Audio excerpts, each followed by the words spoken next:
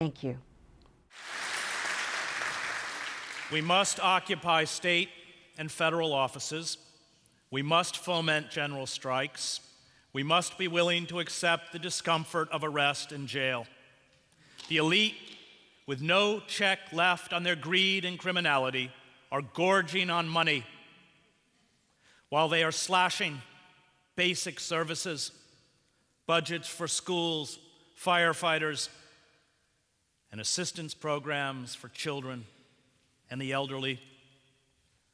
So we will pay for the fraud they committed when they wiped out $14 trillion of housing, wealth, wages, and retirement savings. We now live in Orwell's Oceania, not Huxley's The World State. Osama bin Laden and Al-Qaeda play the role assumed by Emmanuel Goldstein in Orwell's novel 1984. Goldstein in the novel is the public personification of evil. His machinations and clandestine acts of violence dominate the nightly news and national discourse. Goldstein's image appears each day on Oceania's television screens as part of the country's 2 minutes of hate daily ritual. And without surrendering all power and civil liberties to the state, Goldstein, like the Islamic terrorists, we are told, will kill you. All excesses are justified in the titanic fight against evil personified, and the inculcation of fear, the pernicious ideology of permanent war, has left us clamoring for our own enslavement. Like the residents of Oceania, we forgot that terrorism is a tactic, one that has been with us since Sallust wrote about it in the Jukathan Wars. And you cannot make war against a tactic. Terrorists are defeated by isolating them within their own societies. And after 9/11, we had garnered the empathy of not only the world, but the Muslim world, where I was reporting at the time for the New York Times. Muslims were appalled at what had been carried out in the name of their religion. Sheikh Tantawi, the chief Islamic authority in the Sunni Muslim world, denounced the attacks of 9/11 as a crime against humanity, which they were, and Osama bin Laden as a fraud, someone who had no religious training or authority to issue religious edicts or fatwas. And if we had had the courage to be vulnerable, to build on this empathy, rather than dropping iron fragmentation bombs all over the Middle East, we would be far safer and more secure today.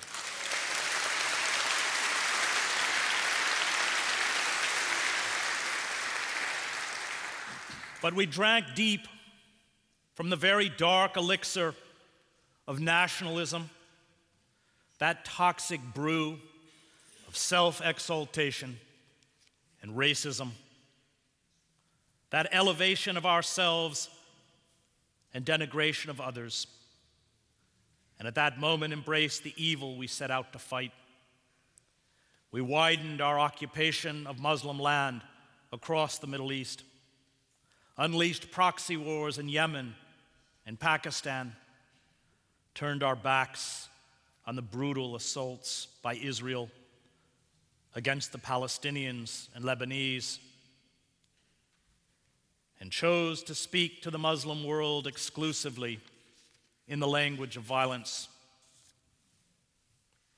Where else but from us did the 9/11 hijackers learn that huge explosions and death above a city skyline are a peculiar form of communication? It was straight out of Hollywood. And this is the way we have spoken to the rest of the world for decades. When Robert McNamara in 1965 began the saturation bombing of North Vietnam, a bombing that would leave hundreds of thousands of civilians dead, he said it was designed to send a message to Hanoi. Osama bin Laden and Al-Qaeda learned to speak the language we taught them. And the death spiral of violence that we have embraced is one where, as Nietzsche understood, we are doomed to pit our monsters against their monsters. Terrorism against us will not end until the state terrorism we practice on Muslim land ends. We began this cycle of hate, and only we can end it.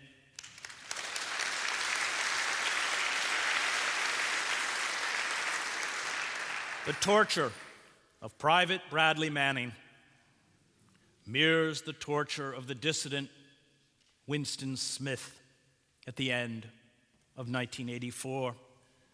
Manning, held as a maximum custody detainee, spends 23 hours of every 24 hours alone.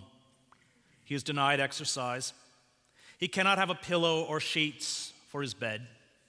Army doctors have been plying him with antidepressants.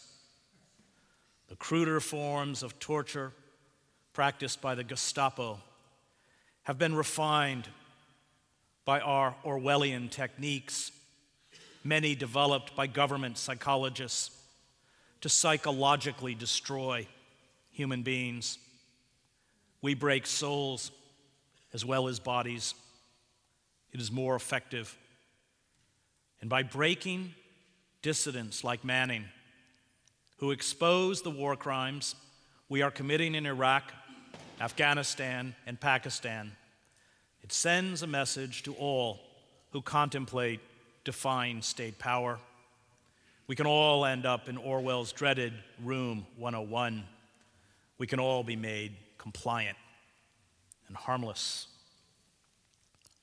These special administrative measures are now routinely imposed on dissidents, including Syed Fahad Hashmi, who was imprisoned under these conditions for 3 years before ever going to trial.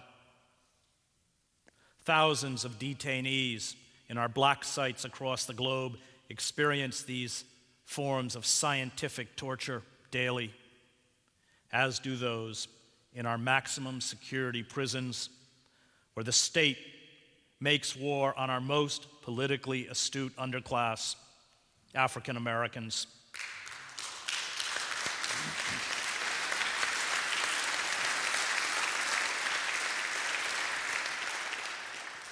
We once had Huxley's world state, with its easy credit, consumerism, and mass-produced junk. But that was only a temporary diversion, as we were cleverly stripped of personal and political power. Now that the credit has dried up, the mass-produced goods are no longer cheap, and our ability to make a decent standard of living has gone. We get Orwell's naked iron fist. The noose is tightening. The era of amusement is being replaced by the era of repression. Tens of millions of citizens have their emails, phone records, all communication turned over to the government. We are the most monitored and spied on citizenry in human history. Our daily routines are caught on dozens of security cameras. Our proclivities and habits are recorded on the internet. Our profiles are electronically generated. Our bodies are patted down at airports and filmed by scanners. And public service announcements, car inspection stickers, and public transportation posters constantly urge us to report suspicious activity. Public space has been privatized by corporations who use security systems to prevent public expressions of discontent and remind us that we are nothing more than their consumers. The enemy, we are told, is everywhere. Those who do not comply with the security dictates of the war on terror, a war which, as Orwell noted, is endless, are silenced. The draconian security measures used to cripple protests at the G20 gatherings in Pittsburgh and Toronto were wildly disproportionate for the level of street activity.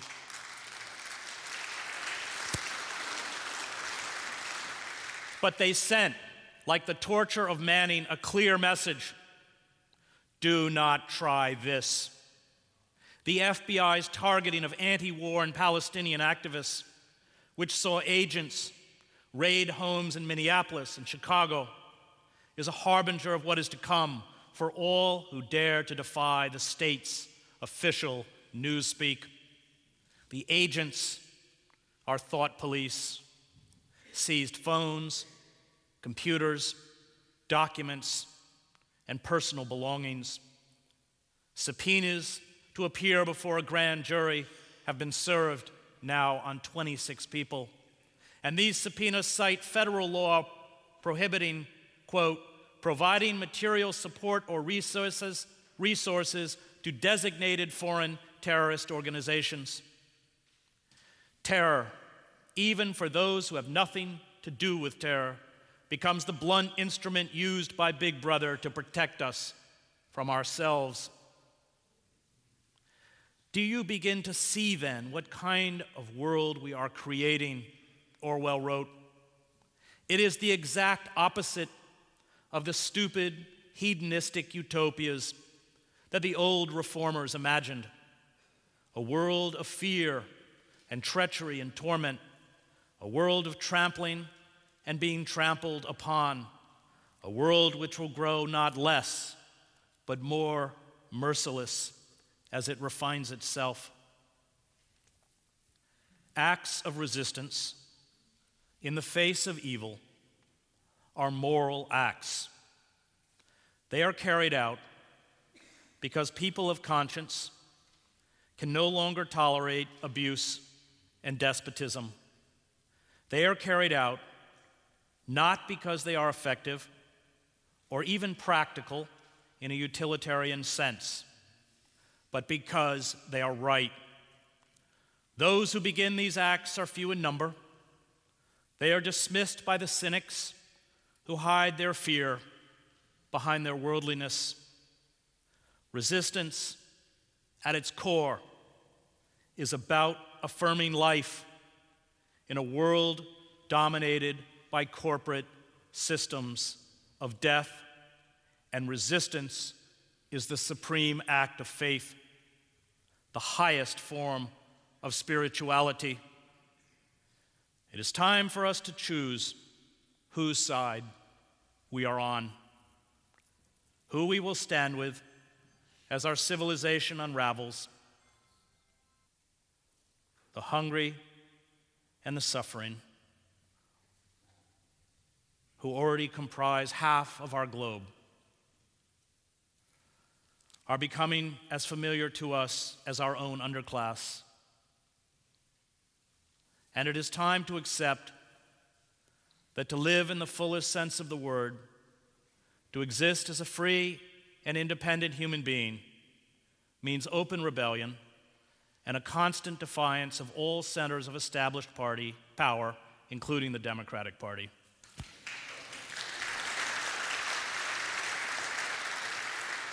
Cast your whole vote, not a strip of paper merely, but your whole influence, Thoreau wrote in Civil Disobedience, after going to jail for refusing to pay his taxes during the Mexican-American War. A minority is powerless when it conforms to the majority. It is not even a minority then, but is irresistible when it clogs by its whole weight. Those who recognize the injustice of the wars in Iraq and Afghanistan, who concede that these wars are not only a violation of international law, but under post-Nuremberg laws defined as criminal wars of aggression, yet continue to support politicians, including Barack Obama, who fund and advance these wars, have forfeited their rights as citizens. By allowing the status quo to go unchallenged, from Wall Street to Baghdad, they become agents of injustice. To do nothing is to do something. And those who profess a love of democracy and justice, but who continue to cooperate with these established power structures, practice a false morality. They vent against war and the corporate state, but do not actually resist. They take refuge in the conception of themselves as practical men and women, as realists, as moderates. They stand on what they insist is the middle ground without realizing that the middle ground has shifted under us, and the old paradigm of left and right, liberal and conservative, is meaningless in a world where, to quote Immanuel Kant, all of our structures of power have embraced a radical evil. This timidity, this failure to act, is the worst form of moral cowardice. It cripples and destroys us. When Dante enters the city of woes in the Inferno, he hears the cries of those whose lives earned neither honor nor bad fame, those rejected by heaven and hell, those who dedicated their lives solely to the pursuit of happiness. And these are all the good people, the ones who never made a fuss, who fill their lives with vain and often empty pursuits, harmless, no doubt, to amuse themselves, who never took a stand for anything, never risked anything, who went along. They never looked too hard at their lives, never felt the need to look, never wanted to look. As long as we remain paralyzed by fear, and fear of the other is the only thing Obama and the Democratic Party intends now to offer us, we will continue to be disempowered and impoverished. To resist while there is still time has become a moral imperative. It must be carried out, not because it will or won't work. I'm not naive enough to promise you that it will, but because it is right. We cannot use the word hope if we do not actively resist, if we are not willing to make hope visible. Courage, as Aristotle wrote, is the highest of human virtues, because without it, we are unlikely to practice any other virtue. And once we find this courage, we find freedom. Camus argued that we are separated from each other. Our lives, he wrote, are meaningless. We cannot finally influence fate. We will all die. Our individual being will be obliterated. And yet, Camus wrote, one of the only coherent philosophical positions is revolt. It is a constant confrontation between man and his obscurity. It is not an aspiration, for it is devoid of hope. That revolt is the certainty of a crushing fate without the resignation that ought to accompany it. A living man can be enslaved and reduced to the historic condition of an object, Camus warned. But if he dies in refusing to be enslaved, he reaffirms the existence of another kind of human nature which refuses to be classified as an object. The rebel, for Camus, always stands with the oppressed, the unemployed, the sick, the homeless, the one of 4 children in this country who depend on food stamps to eat, the Palestinians in Gaza, the frightened families in Iraq and Afghanistan, the disappeared who are held in our global black sites, the legions of poor in our inner cities and depressed rural communities, undocumented workers, those in our prison system. To stand with them does not permit us to collaborate with institutions such as the Democrats, who mouth the words of justice while carrying out acts of oppression. It means open and direct defiance and often very lonely acts of revolt. The power structure and its liberal apologists dismiss the rebel as counterproductive. They condemn the rebel for refusing to compromise on justice. The elites and their apologists call for calm and patience. They use the hypocritical language of tolerance, compromise, generosity, and compassion to argue that the only alternative is to work and accept systems of power that long ago abandoned these virtues. The rebel, however, is beholden to a moral commitment that makes it impossible to stand with the power elite. The rebel refuses to be bought off with foundation grants, invitations to the White House, television appearances, book contracts, academic appointments, or empty rhetoric. The rebel is not concerned with self-promotion or a career or public opinion. The rebel knows that, as Augustine wrote, hope has two beautiful daughters, anger and courage. Anger at the way things are, and courage to see that they do not remain the way they are. The rebel is aware that virtue in the wider society is not rewarded. The act of rebellion defines itself. And in these acts of rebellion, especially when they are carried out against monolithic forces of power, we see human majesty. You do not become a dissident just because you decide one day to take up this most unusual career, Václav Havel said when he battled the communist regime in Czechoslovakia. You are thrown into it by your personal sense of responsibility, combined with a complex set of external circumstances.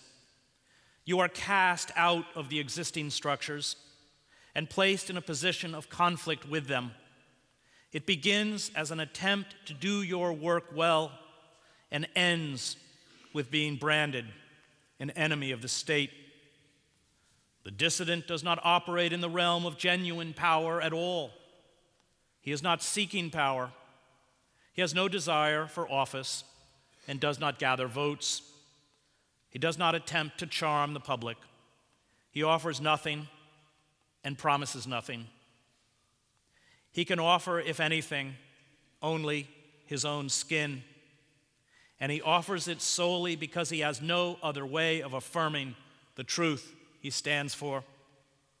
His actions simply articulate his dignity as a citizen, regardless of the cost.